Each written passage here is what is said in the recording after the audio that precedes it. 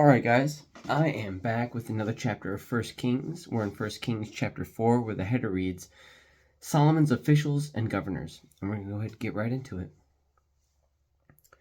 King Solomon now ruled over all Israel, and these were his high officials. Azariah son of Zadok was the priest. Elihoreph and Ahijah, the sons of Shisha, were court secretaries. Jehoshaphat son of Ahilud was the loyal historian. Benaiah, son of Jehoiada, was commander of the army. Zadok and Abiathar were priests. Azariah, son of Nathan, was in charge of the district governors. Zabud, son of Nathan, a priest, was a trusted advisor to the king. Ahishar was manager of the palace property. Adoniram, son of Abda, was in charge of forced labor. Ben-Hur in the hill country of Ephraim. Ben-Dekur in Makaz, Shalbim, Beth-Shemesh, and Elan Bethanan. Ben-Hesed in Arubath, including Succoth and all the land of Hepher.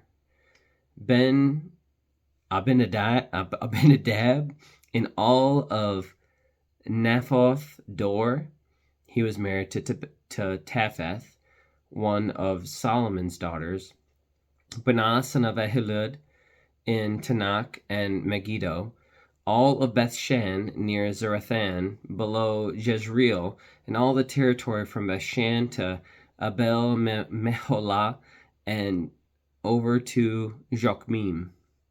Ben-Geber in Ramoth Gilead, including the towns of Jer, named for Jer of the tribe of Manasseh, in Gilead, and in the Argob region of Bashan, including 60 large fortified towns with bronze bars on their gates. I gotta take a break for there 1 sec, guys. That was brutal. That was... So, all those towns and cities, Adoniram, son of Abda, was in charge of forced labor in those places. I think that's what that meant. So, goodness, that was a mouthful. So I'm back in verse 14, still chapter 4. Here we go. Ahinadab, son of Iddo, in Mahanaim. Ahimaaz in Naphtali. He was married to Basemath, another of Solomon's daughters. Banah, son of Hushai, in Asher, and in Elath. Jehoshaphat, son of Paruah, in Issachar. Shimei, son of Elah, in Benjamin. Geber, son of Uri, in the land of Gilead, including the territories of King Sihon of the Amorites and King Og of Bashan. There was also one governor over the land of Judah. Okay, that was the end of verse 19. I think I have to make one more reflection. So, I have to take that back. Those were lists of men that were in charge of the areas associated with. It wasn't all just Adoniram, son of Abda, that was in charge of forced labor in specific areas.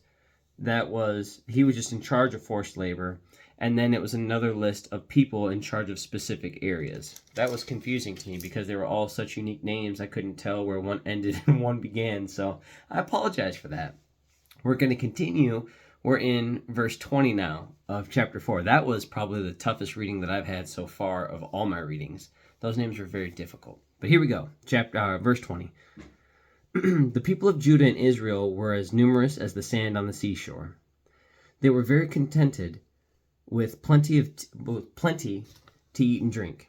Solomon ruled over all the kingdoms from the Euphrates River in the north to the land of the Philistines and the border of Egypt in the south. The conquered peoples of those lands sent tribute money to Solomon and continued to serve him throughout his lifetime. The daily food requirements for Solomon's palace were 150 bushels of choice flour and 300 bushels of meal. Also 10 oxen from the fattening pens, 20 pasture-fed cattle, 100 sheep or goats, as well as deer, gazelles, roe deer, and choice poultry. That was daily food, my goodness. Solomon's dominion extended over all the kingdoms west of the Euphrates River, from Tifsah to Gaza, and there was peace on all his borders. During the lifetime of Solomon, all of Judah and Israel lived in peace and safety. And from Dan in the north to Beersheba in the south, each family had its own home and garden. Solomon had 4,000 stalls for his chariot horses, and he had 12,000 horses. The district governors faithfully provided food for King Solomon and his court. Each made sure nothing was lacking during the month assigned to him. They also brought the necessary barley and straw for the royal horses in the stables. God gave Solomon very great wisdom and understanding and knowledge, as vast as the sands of the seashore. In fact, his wisdom exceeded that of all the wise men of the East and the wise men of Egypt. He was wiser than anyone else, including Ethan the Ezrahite and the sons of Mahal, Heman, Calcol, and Darda. His fame spread throughout all the surrounding nations. He composed some 3,000 proverbs and wrote 1,005 songs. He could speak with authority about all kinds of plants, from the great cedar of Lebanon to the tiny hyssop that grows from cracks in a wall. He could also speak about animals, birds, small creatures, and fish. And kings from every nation sent their ambassadors to listen to the wisdom of Solomon. And that's the end of chapter 4, guys. While I struggled to identify really what I would consider to be his cabinet, after that, it's really just a simple reflection of his wisdom and his wealth. And what is really impressive to me is we hold so many, I would refer to them as philosophers, in such high regard because of their wisdom and because of their reflection on certain aspects of life, or just life in general, and certain areas of the world and the time that they lived in.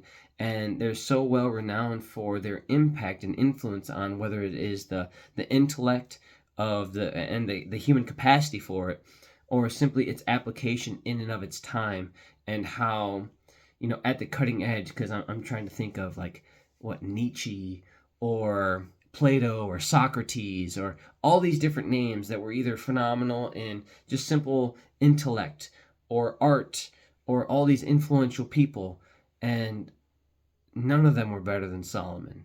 Solomon had nobody that came before him or after him that had the extensive knowledge that he did, with none of the things that we have. And now we could argue now in today's world, in today's day and age, where we have a lot of the answers, a lot of the knowledge at our fingertips, it's much different than being able to wield them without the tools that we have. And so to have that back then, where there was no connection, where there was no data, where there was no pull from another genius to another to be able to translate, the source was God, and that's clear. But to have the ability, to have the discernment and the wisdom to be able to translate so much of God's creation simply by existing, because God gave him that wisdom, that's powerful. That just lets you know what a mighty God we serve. He asked for that, and it was given. So much so that the other powerful and wise men in the area would send ambassadors to simply request an audience, just to listen to the words that come out of his mouth. That's crazy. There's people that have illustrious careers that are public speakers now, that have become experts in specific areas, or any one specific genre of intellectual exercise, or whatever the capacity. To be that in that day and age, in that time, and it says composed 3,000 proverbs and wrote 1,005 songs. To have that level of creativity and intellectual prowess, it's crazy. It's crazy. I couldn't imagine asking for something what seems so simple as wisdom, and for God to simply just open the floodgates. Say, all right, let's see what you do with all the wisdom. And so we see that Solomon wields it in a great way, and it lets him know that there's peace had amongst his households and throughout the nation, and that he's just so prosperous that his daily intake for his, what I would consider to be his cabinet, his close family, it seems like he's feeding an entire city. 100 sheep, 150 bushels for choice flour, and 300 bushels of meal, 10 oxen. Do you know how much food 10 oxen is?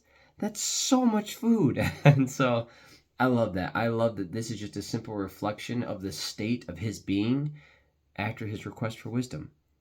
And so this is something simple as it's very linear, very easy for me to understand the level of success that he has had, even though it's done in metrics that I wouldn't know the full capacity of, simply because I don't deal with those metrics. It'd be much easier to be dollars and cents or areas that he controls, not so much in horses and consumption of food based on metrics that are done back then. So I wouldn't say I have the most crystal clear scope, but that's clearly an abundance so well beyond an individual's ability to maintain themselves that, I mean, clearly he's a leader of a huge nation. And there's so much overflowing that there's abundance for everybody. And so I love that. So on that note, have a good night. God bless. I love you. Jesus loves you. And I'll be back for chapter 5 of 1 Kings, where the header reads, Solomon builds the temple. Preparations for building the temple. So have a good night. God bless, guys. I'll see you tomorrow.